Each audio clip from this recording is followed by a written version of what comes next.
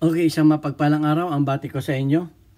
At lalo tigit sa mga OFW sa mga panig kayo ng mundo ay dalangin ko tayo ay ligtas sa mga kapahamakan at wala tayong karamdaman. Okay, at ako'y shout out sa kay Alfredo Isidro at sa nagpakilalang Odisify ng Las Piñas na siyang nagpadala sa atin ng halaga na tulong sa ating 6 na estudyante dito sa ating ito ang ating YouTube ang GCash na tayo ay tumutulong sa 6 na estudyante at maraming salamat sa inyo at do sa mga gusto pang magpadala ay isa-shoutout ko kayo tuwing may video ako. Okay, ayan at gusto ko lang mag-react sa isang mensahe na ipinadala sa atin o nag-comment sa ating YouTube channel dahil sa ating videos na yung masama ba na laging na yung ating baril ay ini-slide na naglalagay tayo ng bala sa chamber pagkatapos ay ini-slide lock natin, nire-release natin slide lock, masama ba yun? Ay may nag-react po na isa na hindi ko nababanggitin ang pangalan sapagkat sang-ayon sa kanya ay napanood daw lang niya sa isang YouTuber. Okay, so ito ang kanyang ito ay reaction lang, hindi naman galing sa kanya yung napanood niya kundi binahagi rin lang niya sa atin. So karapatan ko na protektahan ang aking mga subscribers pag ako ay may nakitang sa palagay ko ay, sa aking opinion ay hindi tama. So ito ang kanyang sinabi. Magandang gabi po. Although tama talaga yung paliwanag at pagsagot ninyo sa tanong tungkol sa pagkasa ng pistol tsaka hinayaan ng i-lock forward yung slide at walang bala sa loob nun. May kulang lang na info na gusto ko sanang i-share galing sa ibang YouTuber na napanood ko. Take note, itong isi-share niya ay galing sa ibang YouTuber na napanood niya. Ang sabi niya, since ginamit ninyo yung Beretta 92FS para sa demo, iba yung design ng extractor nun. Ang ibig sabihin nun ay pwede ninyong lagyan ng bala sa chamber niya at i-lock forward ninyo yung slide kahit hindi galing sa magazine. Okay lang po yun kasi ganyan talaga ang design nilagay ni Beretta sa extractor ng 92 model. Pero kung gagawin ninyo sa Glock, kahit anong model or 1911 talagang masisira yung extractor nila kasi hindi sila talagang ginawang ganun na palagi ninyong kinakasa at hinayaang i-lock forward ang slide ng Glock 1911 kahit anong model besides sa Beretta, lalo na kung walang bala. Okay, parang pinasasabi niya na exempted ang Beretta sa ganong pamamaraan ng pag-chamber load. Okay. Bago ko ituloy yan, gusto ko lamang ipakita sa inyo kung ano yung sinasabing extractor ng Beretta. Actually, marami na akong ginawang nasirang extractor ng Beretta. Ito ang extractor ng Beretta, medyo mahaba siya. Kukumpara natin sa Glock. Ang Glock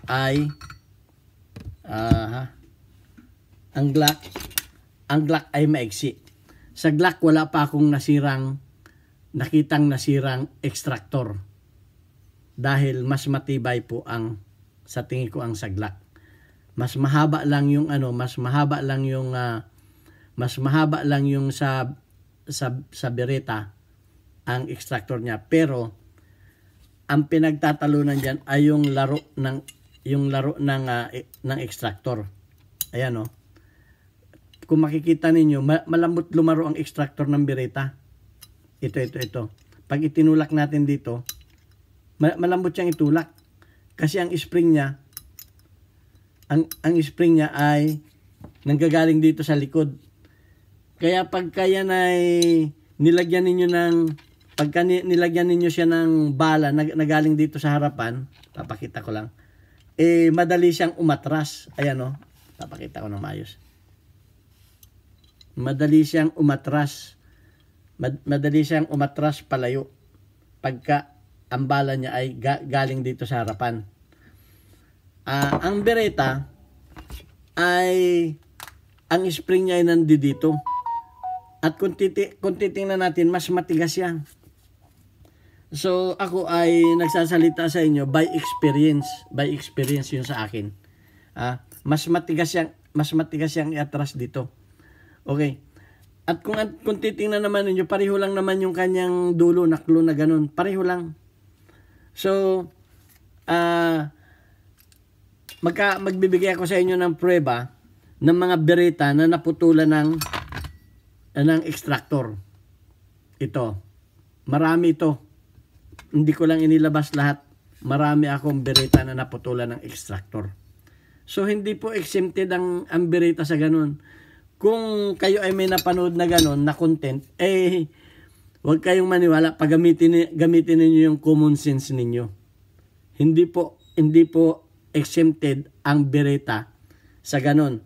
Kaya lang, ang Beretta ay madali kang mag-chamber load dahil open ito. Madali kang mag-chamber load. Pero kung yan ay i-slide release mo, may isa pang mangyayaring sira sa iyo. Ang inyong barrel ay magka-crack. Ayan o. Dahil, bakit kanyo? Papaluin ng slide. Papaluin ng slide yung inyong barrel pa forward. So, ang nangyayari niyan, magka-crack yung barrel ninyo. Ayan. Yung crack na yan, oh. Kung makikita ninyo yung crack na yan, magkabilaan yan, mas malaki sa kabila. Kaya, ayan, oh. So, paano masabi na safe sa Beretta yung ganung pamamaraan? So, pinoprotektahan ko lamang yung aking mga subscribers na wag ninyong gawin yon.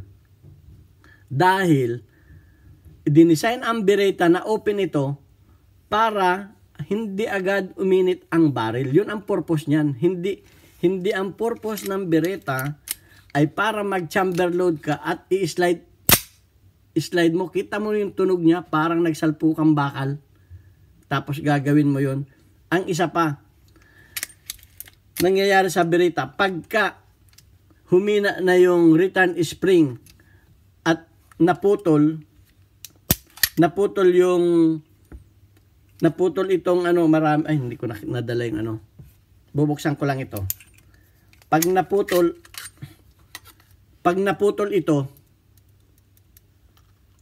ito yung mag-aano ng ito yung nag-aano ng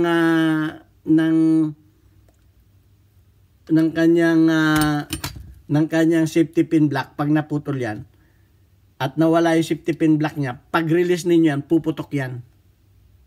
So, mag-accidental fire kayo. Kasi pag impact ng slide, yung firing pin niya sumasalya yan. Maraming pangyayari na kaming na-encounter dito sa Beretta. So, hindi ko po ina-advise kahit sa anong pistol yan. Believe me, yung 23 years kong experience sa abroad pa lang, hindi kasama yung sa Pilipinas, ay hindi ko po ay pinagmamalaki. Pero nagsasalita po ako by experience. Hindi po yung napanood lamang sa mga YouTuber. Huwag kayong maniwala sa ibang YouTuber. Mag-research pa rin kayo. Kung yan sana ay sinabi ni Beretta na pwede ninyong gawin yun, baka pwede pa akong maniwala. Pero hindi ko pa rin gagawin yun. Kahit pa sinabi ni Beretta na kasi baril ko to iingatan ko ito So, yan ang nangyayari sa Beretta. Ang isa pa, pagka ginano ninyo, ang masisira niyan ay locking block. Ito may locking block. Yan ang nagko-control. Itong locking block na ito, ang nagko-control. Papakita ko lang sa inyo ang Kaya bumibiyak yan. Kaya bumibiyak ang barrel niyan. Dahil itong locking block ay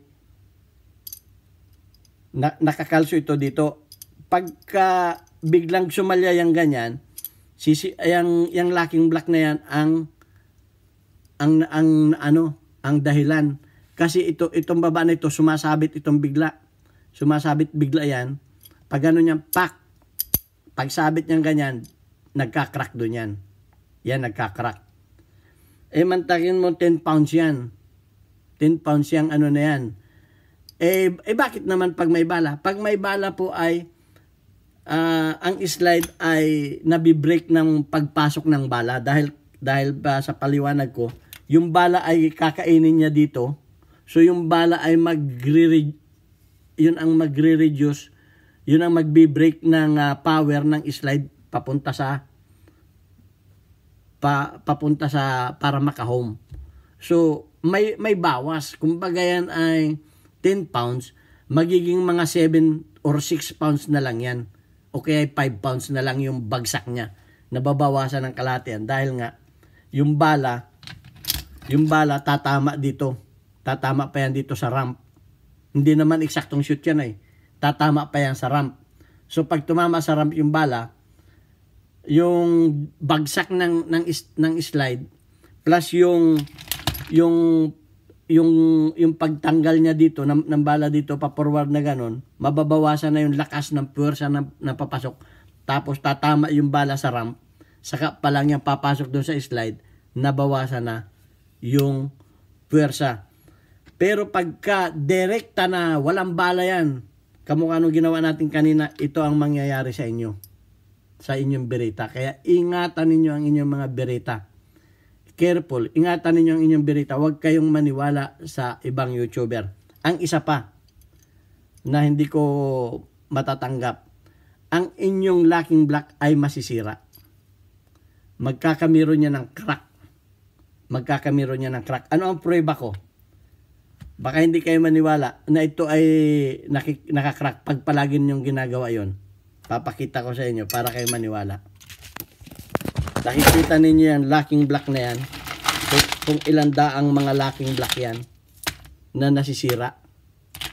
Dahil sa ginagawang ganun. Pag ginawa ninyo yun, ito ang mangyayari sa locking block ninyo. Mapuputol yung kabilang mapipigtal yan. Ayan. Hindi yan lahat. Yan lang yung napulot ko. Kaya kung sa bereta rin lang ang pag-uusapan natin,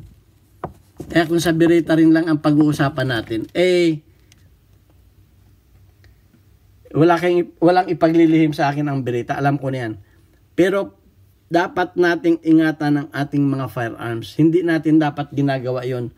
Kung tayo man ay nakapanood ng ganun, baka walang experience hindi ko inaano yung iba. Ang sa akin ay by experience.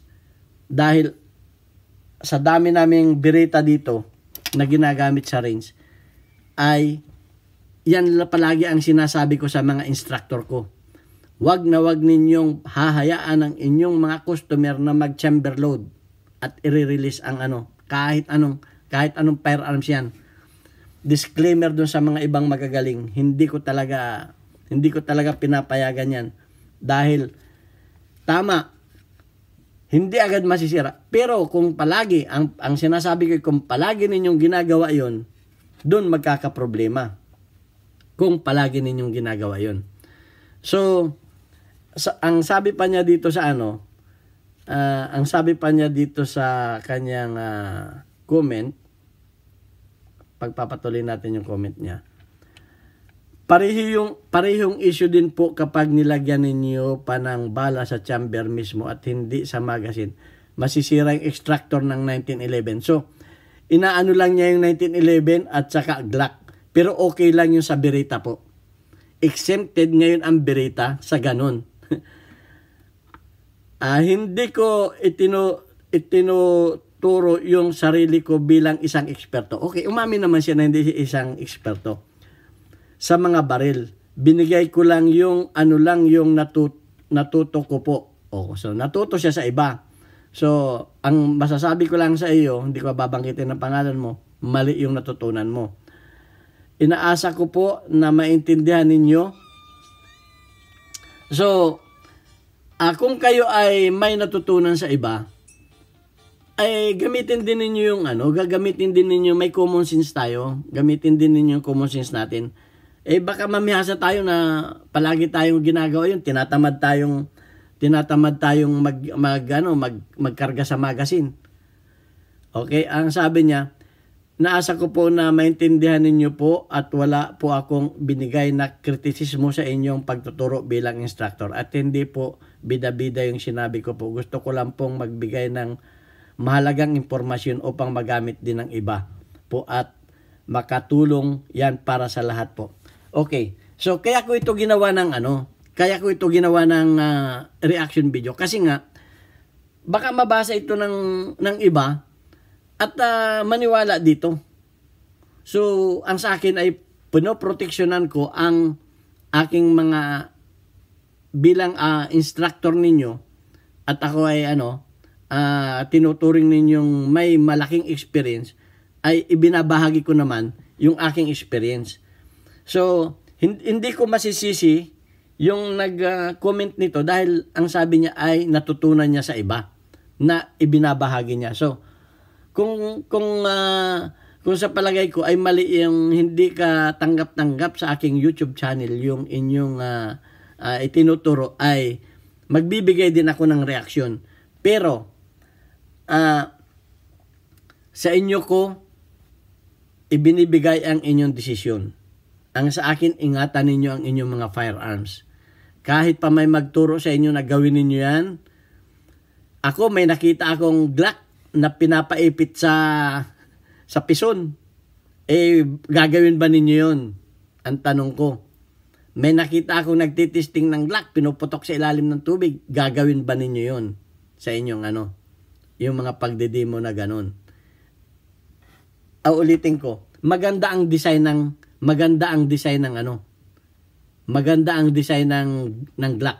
Ang masasabi ko lang, pwede ninyong gawin yon kung emergency. Halimbawa, naubusan kayo ng bala, nag-open chamber. Okay, bubuhin ko lang nag-open chamber na. At wala na kayong pagkakataon na maglagay pa ng bala sa wala na kayong pagkakataon na maglagay ng bala sa magazine. Emergency, yun na lamang ang paraan ninyo. Halimbawa ganito. Kaya ako yung nagagandahan din sa design ng Glock. Halimbawa ganito. Nag-open chamber na.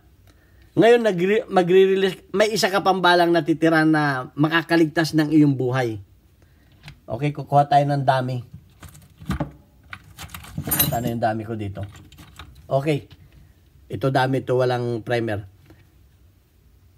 Kaya nagustuhan ko rin ito. Tama, may tama din yun. Pero kung palagi ninyong gagawin yun, huwag ninyong gawing habit.